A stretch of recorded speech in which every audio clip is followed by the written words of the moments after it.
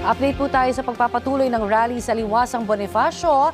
Kausapin po natin si Manila Police District PIO Chief at Spokesperson, Police Major Philip Ines. Magandang umaga at welcome po sa Balitang Hali, sir.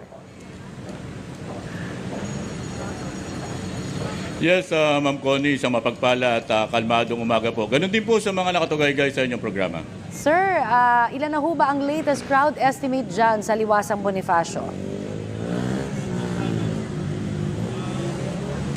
Yes, Ma'am Connie. As we speak, Ma'am Connie, meron na tayong crowd estimate dito na mga more or less mga 1,500. At hanggang kailan papayagan ang mga rallyista na magsagawa po ng aktibidad dyan sa Liwasang Bonifacio? I know hindi kailangan po ng permit dyan, pero meron ho bang naibigay na sa inyong detalye yung organizer? Ma'am Connie, ito pong Liwasang Bonifacio ay Freedom Park po ito ng Maynila. Hindi po kailangan kumuha sila ng permit at nagkaroon na rin po ng announcement yung ating ama ng lungsod ng Maynila tungkol po dyan. At dito naman po, ang pulis natin dito ay nandito lamang po para bantayan lang po yung kaayusan, katahimikan at katatagan po ng lugar. At saka siyempre po yung daloy ng trapiko.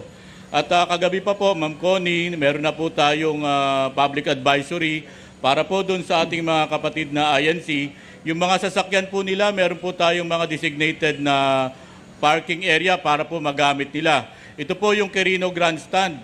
At kung sakali naman po na mapupuno yon, meron pa tayong mga alternatibong pwedeng pagparadahan para po yung daloy ng trapiko dito sa lugar na ito ay hindi naman po maihimpil o maapektuhan.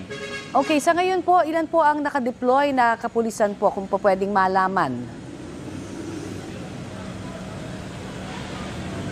Ma'am Connie, hindi lamang po dito sa Liwasang Bonifacio ang binabantayan po ng ating mga kapulisan. Sapat po yung ating bilang dito, Ma'am Connie. At sabi ko nga, hindi po natin binibigay yung ating number ng personnel natin na nakadeploy dito. Pero meron po tayong mga katulong galing po ng Region 3 at Region 4A. Aha, at paano ho ang gagawin natin kung sakasakali hong magka-spill over yung mga rallyista sa kalsada na hindi po sakop ng Freedom Park? Ma'am Connie, palagi po nating sinasabi na wala naman pong bagay na hindi napag-uusapan sa bukas na kaisipan. Bukod po dito sa Liwasang Bonifacio, meron pa tayong tatlo pa pong Freedom Parks dito. Yung Plaza Miranda po, Plaza Dilaw at Plaza Moriones, pwede po tayo dyan. Okay, may mga pag-uusap na ho ba na naganap sa pagitan po ng MPD at kinatawan po ng INC sa mga posibleng mangyayari at inaasahan ng bilang po ng lalahok sa rally ngayong araw?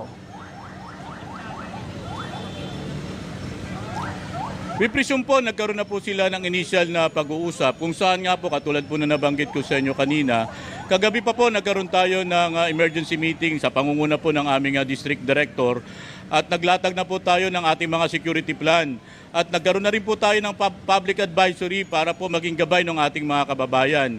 Kanina pa rin pong umaga, nagkaroon na po ng maagang announcement ang ating ama ng lungsod ng Maynila na wala na pong pasok ang mga estudyante dito po sa lungsod para hindi na po maapektuhan ng bigat ng daloy ng trapiko. Okay, so as we speak, wala pa po tayong idea kung ilan po ang lalahok na mga taga-INC. Tama po kayo, Ma'am Connie, pero ganun pa man po, handang-handa po ang Philippine National Police, handang-handa po ang Manila Police District sa mga ganito pong mga pagkilos at mga pagtitipon po.